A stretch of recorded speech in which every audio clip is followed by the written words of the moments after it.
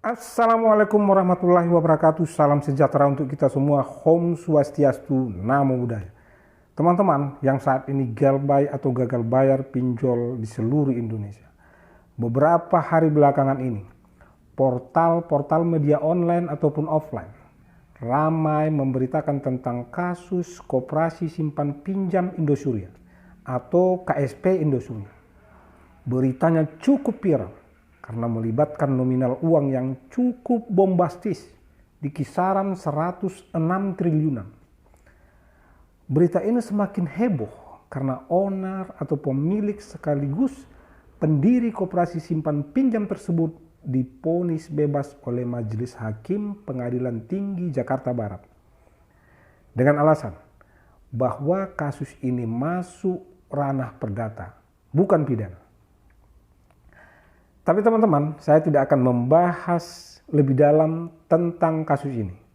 Saya hanya ingin teman-teman mengambil pelajaran. Pelajaran apa yang dapat kita petik dari kasus ini? Pelajaran kesamaan kondisi kita yang saat ini dalam situasi sulit keuangan, sehingga tidak sanggup lagi melakukan cicilan, apalagi melunasi hutang-hutang pinjol dan berakibat gagal bayar atau galbay.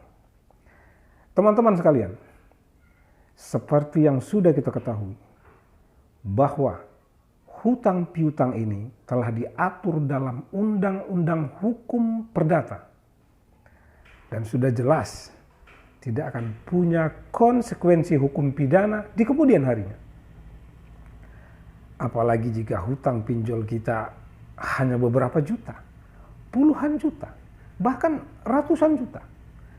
Dan yang saat ini di situasi ekonomi sulit seperti sekarang ini, orang-orang yang mengalami galbay atau gagal bayar itu ada ratusan, ribuan, atau ratusan ribu orang.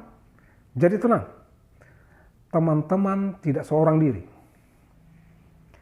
Tentu teman-teman tidak berpikir bahwa pinjol-pinjol tersebut akan membawa semua orang untuk diadili secara perdata, bukan? Karena tentulah akan menyita waktu dan biaya yang tidak sedikit. Jadi platform-platform pinjol tersebut pasti akan berpikir ribuan kali untuk mengambil langkah itu. Itulah yang menyebabkan mereka menurunkan semua sumber daya yang mereka miliki. Semua cara, bahkan cara-cara yang menerabas aturan akan mereka lancarkan. Baik itu berupa intimidasi chat WA, SMS, email, dan telepon-telepon yang tidak henti dari desk collection atau DC. Kunjungan-kunjungan ke rumah dan tempat kerja oleh field collection atau FC.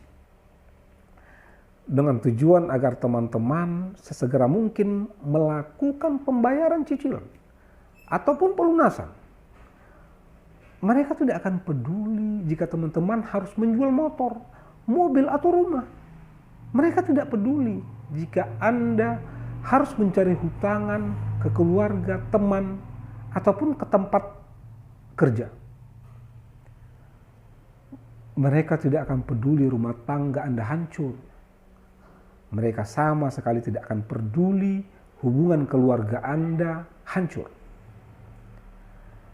Memang misi mereka yaitu Anda sesegera mungkin melakukan cicilan atau pelunasan.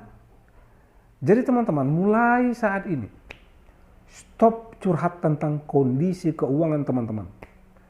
Stop curhat tentang teman-teman yang sudah tidak punya pekerjaan lagi alias nganggur. Stop curhat tentang usaha teman-teman yang lagi sepi kepada DC ataupun FC pinjol. Karena hanya akan buang-buang energi. Toh DC dan FC pinjol itu tidak punya wewenang sedikit pun untuk renegosiasi. Langsung cut saja, langsung tegasin. Dengan kalimat, itu akan saya bayar jika saya ada uang.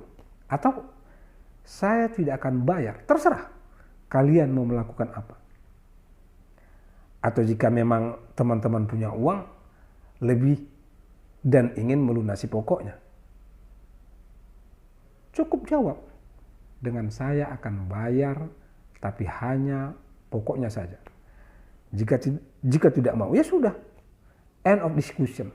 Karena jika teman-teman curhat dan menjelaskan kondisi dan keadaan teman-teman, apalagi sampai menjanjikan akan melakukan pembayaran, itu akan jadi semacam energi tambahan buat para DC ataupun FC Pinjol